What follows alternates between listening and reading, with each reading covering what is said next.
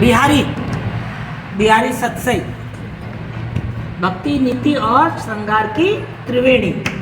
बिहारी गागर में सागर भरने वाला कवि। बिहारी रीति काल का रीति सिद्ध कवि। रीति काल का रीति सिद्ध कवि। रीति काल में कितनी धाराएं थी? तीन धाराएं थी। कौन कौन सी? श्रृंगार नहीं, तीन तरीके की रचना। Very good. रीति सिद्ध और रीति प्रबंध। रीतिबद्ध, वेरी गुड। रीतिबद्ध जिसमें हमने पढ़ा था केशव को, रीति सिद्ध जिसमें हम पढ़ रहे हैं बिहारी को। ऐसे रीति मुक्त। अभी देखना आप, कई कवि आपके आएंगे, अभी देव आएंगे बिहारी के बाद, वो रीतिबद्ध कवि हैं। आपके घनानंद आएंगे, आपके क्या कहते हैं आलम आएंगे, रीति मुक्त कवि हैं। तो तीन धाराएं थी। वेरी गुड, बहुत बढ़िया बात बताई आपने कि रीति काल में तीन प्रकार की कविता लिखी गई। कुछ रीतिबद्ध, रीतिबद्ध कवि उन्हें कहते हैं जिन्होंने लक्षण ग्रंथ लिखे, जिन्होंने काव्य के जो विभिन्न विभिन्न अंग होते हैं ना, काव्य के अंग क्या होते हैं? अलंकार, छंद, रस, शब्द शक्तियां, काव्य दोष, काव्य गुण, क्या क्या होते हैं, इन पर इन्होंने पूरे पूरे लक्षण ग्रंथ लिखे संस्कृत ग्रंथों के आधार पर।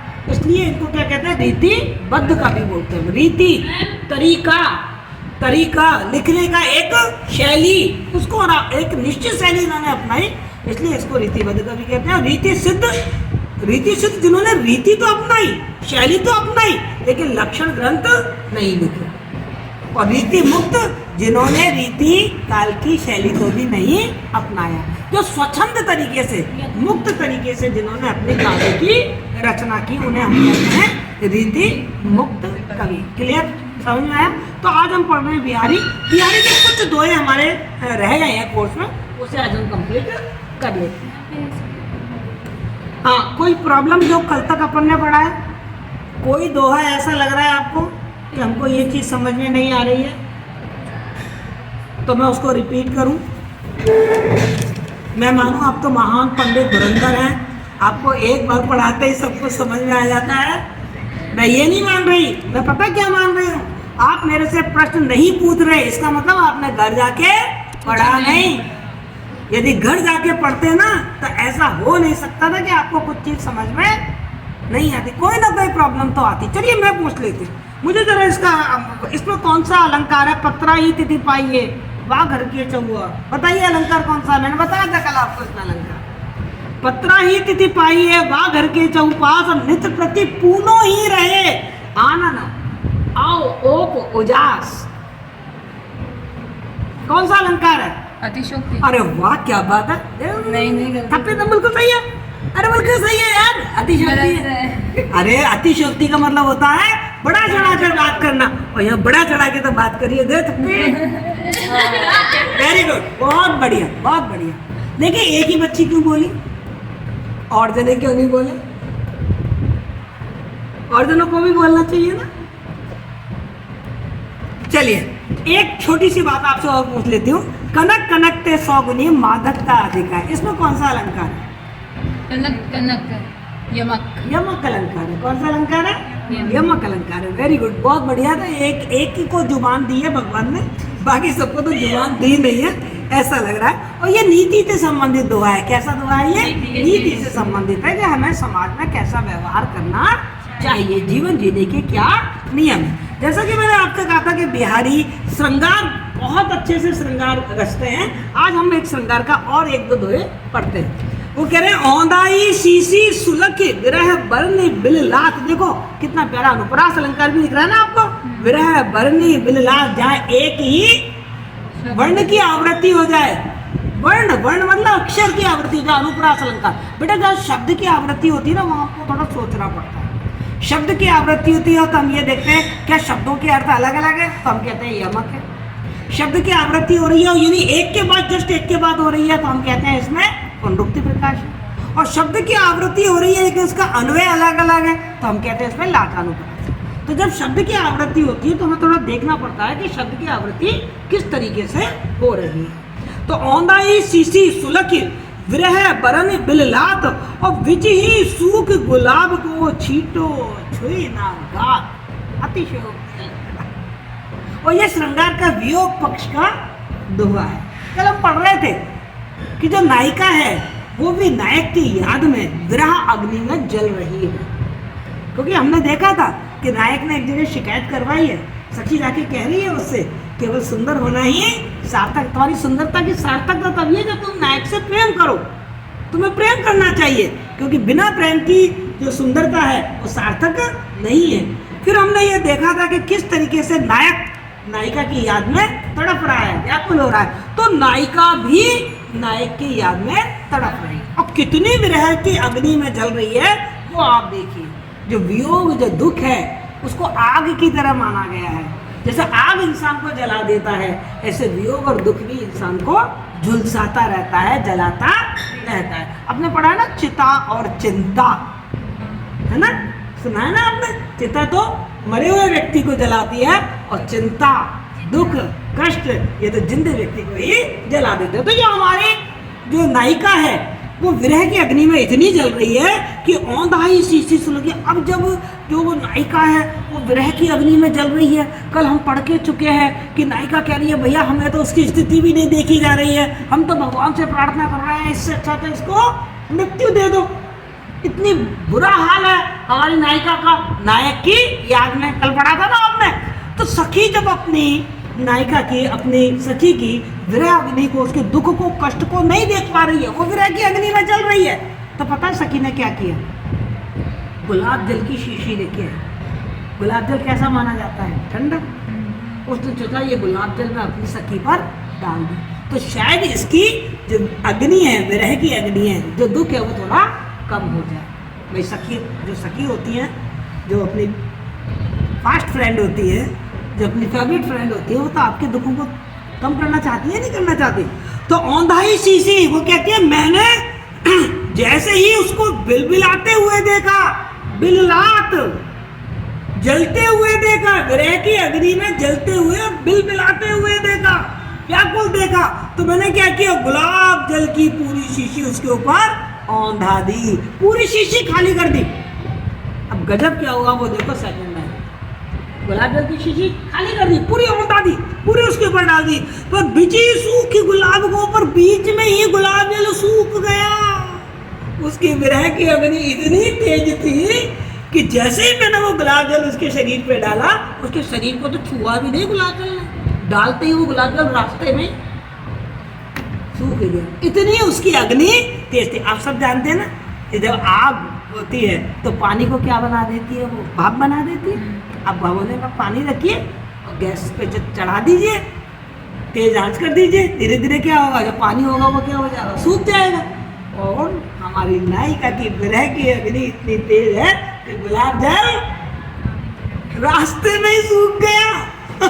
मतलब कल्पना देखिए आप, अतिशयोक्ति देखिए कि गुलाब जल डाल रहे हैं और वो डालने में क्षण भर ही तो लगा होगा, और क्षण भर में वो गुलाब जल की पूरी शीशी सूख गई।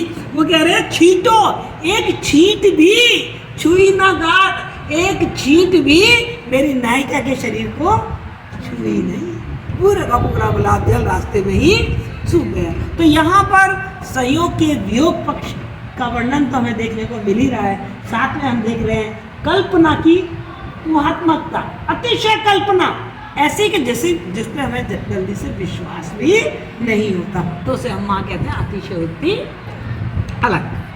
आगे क्या कह रहा? और देखो यही खत्म नहीं हुई है, मेरी सखी बड़ी याद कर रही है तुमको, बहुत दुखी है मेरी सखी।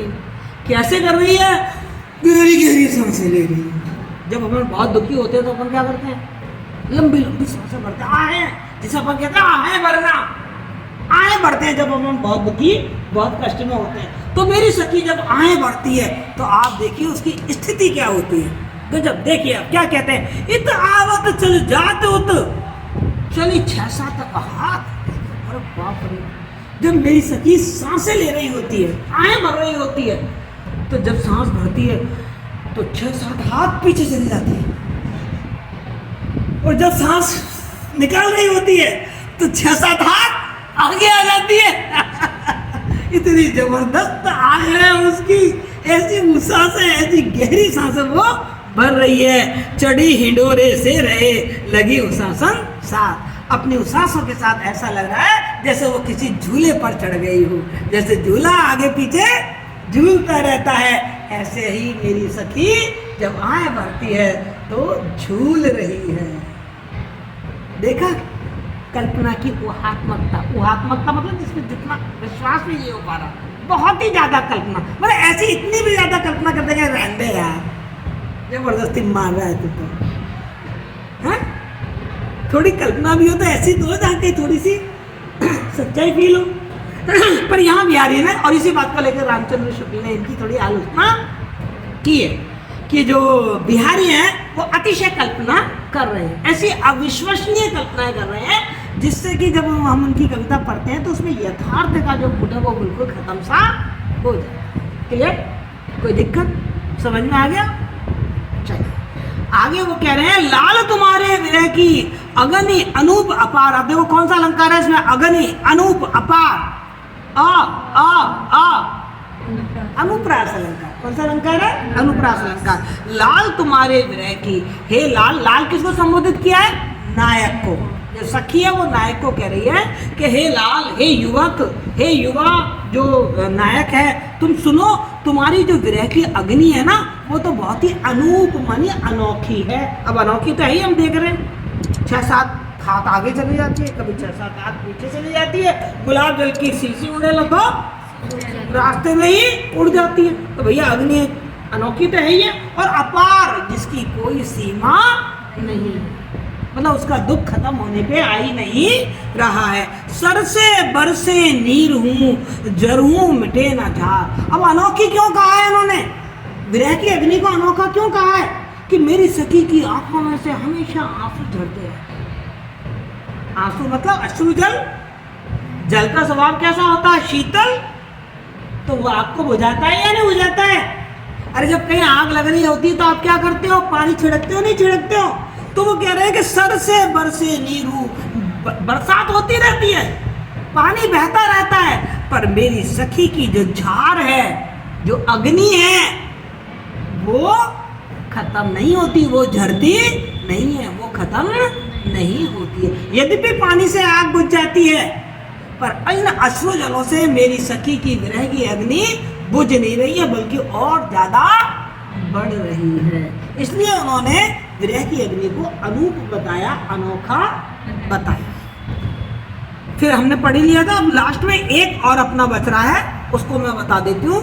तो लगी या मन सदन में हरि आवे की बाट, और विकट जटे जो लघु निपट खुले ना कपट कपाट। ये भक्ति का दुआ है, और भक्ति में भी ये नीति भी बता रहा है और भक्ति भी बता रहा है। वो ये बता रहा है कि आपको यदि ईश्वर की प्राप्ति करनी है, मैं आप लोगों से पूछ रही हूँ, आपके घर में पूजा पाठ जो जो आपका धर्म है उसके अनुसार आप पूजा पाठ करते हैं लोग। जो हिंदू है वो आरती, पूजा, सत्संग, कथा, बहुत सारी चीज़ें करते हैं।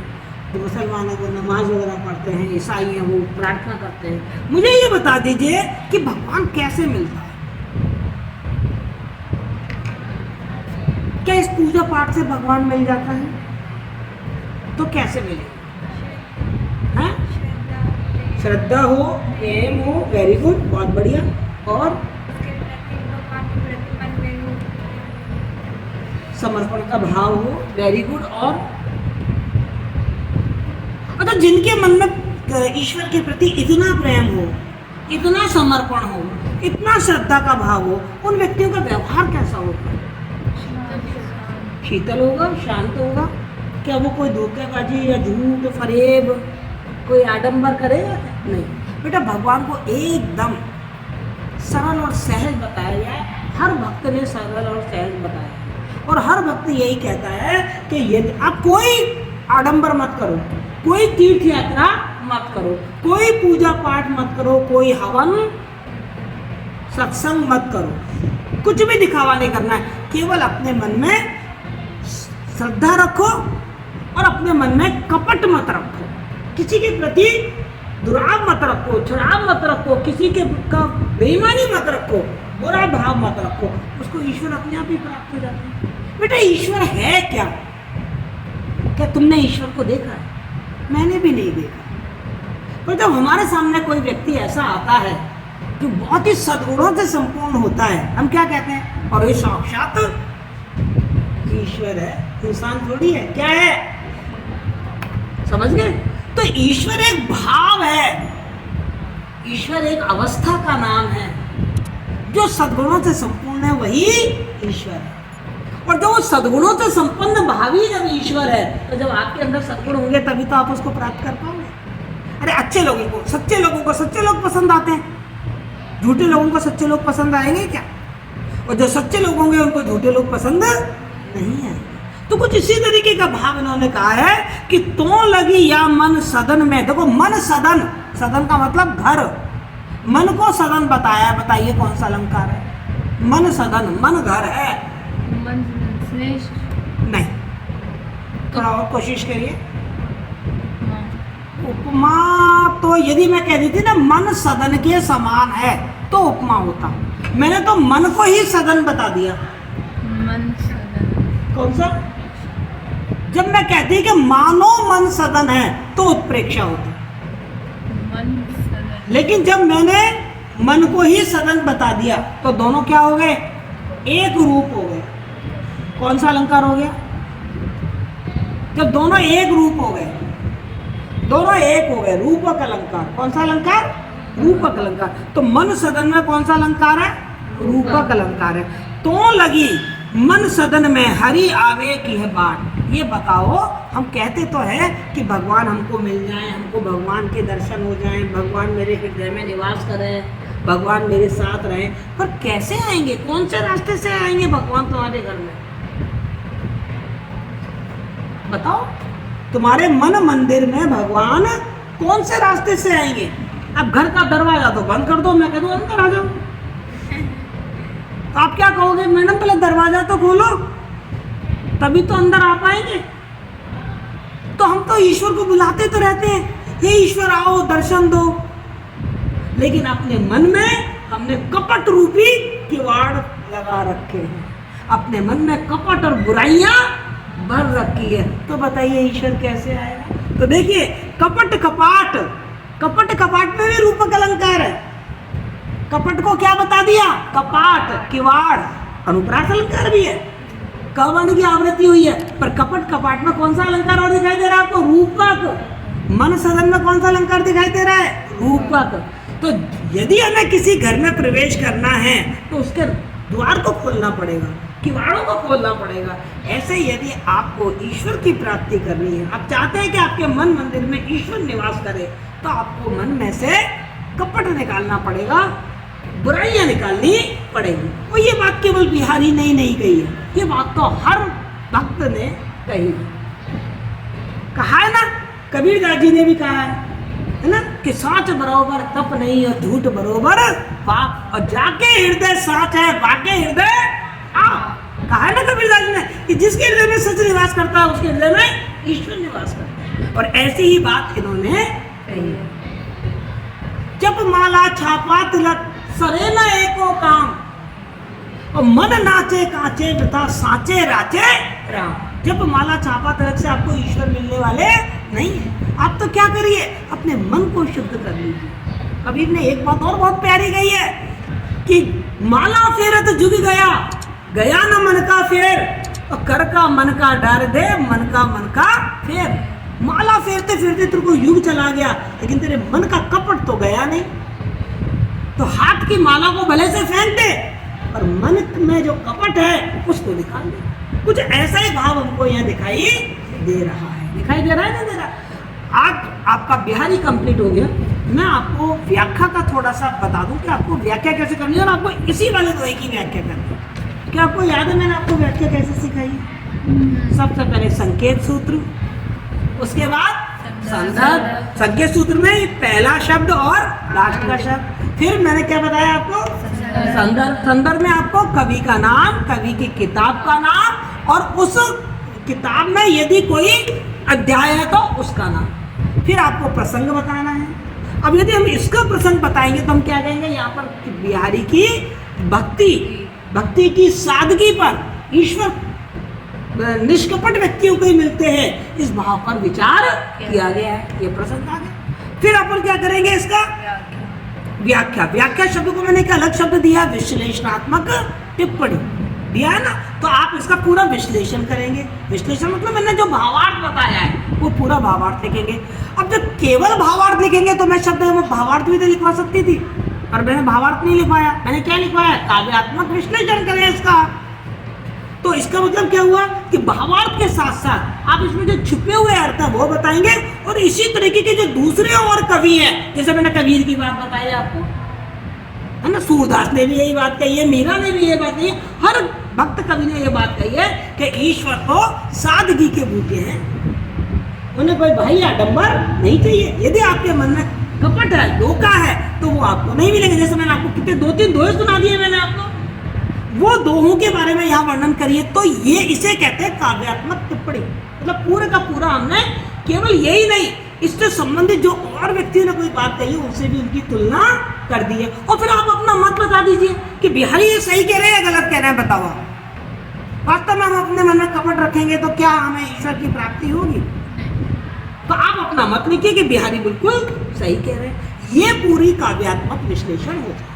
उसके बाद आप क्या लिखते हैं? काव्यगत सौंदर्य। काव्यगत सौंदर्य में मैंने आपको कहा 2 भागों में बांटते हैं, भागवत और कलागत। लेकिन व्याख्या में यदि हम इतना डिटेल करेंगे तो हमारा बहुत ज्यादा डिटेल हो जाएगा, और हमारे पास एक समय की सीमा है, शब्दों की भी सीमा है और समय की भी सीमा है। तो जब हम अलग से प्रश्न आ जाए कि बिहारी की काव्यगत विशेषताएं बताइए, तब तो आप भागवत अलग और कलागत अलग डिटेल से बता देंगे। लेकिन व्याख्या में तो हम क्या करें कि काव्यगत सौंदर्य ऊपर हमने हेडिंग डाल दिया और 6-7 पॉइंट लिख दें। पहला पॉइंट हम लिख दें कि प्रस्तुत दोहे में निष्कपट भक्ति पर प्रकाश डाला गया है। ठीक है। दूसरा आप बता दीजिए इसमें कौन सा रस है। मैंने आपको हमेशा बताया जब भक्ति की बात हो तो शांत रस होता है। कौन सा रस होता है? शांत रस है, तो इसमें शांत रस है। उसके बाद आप बताइए भाषा कौन सी है? ब्रज भाषा है। छंद कौन सा है? दोहा है। अलंकार मन सदन में और कपट कपाट में रूपक अलंकार है। अंत अनुप्रास अलंकार है ही है क्योंकि दोहा है, और अनुप्रास अलंकार है। तो अपने अलंकार का सौंदर्य बता दिया। आप शैली बता दीजिए, शैली कैसी है? उनकी दृष्टांत शैली है, उदाहरण दे दे के समझा रहे हैं आपको।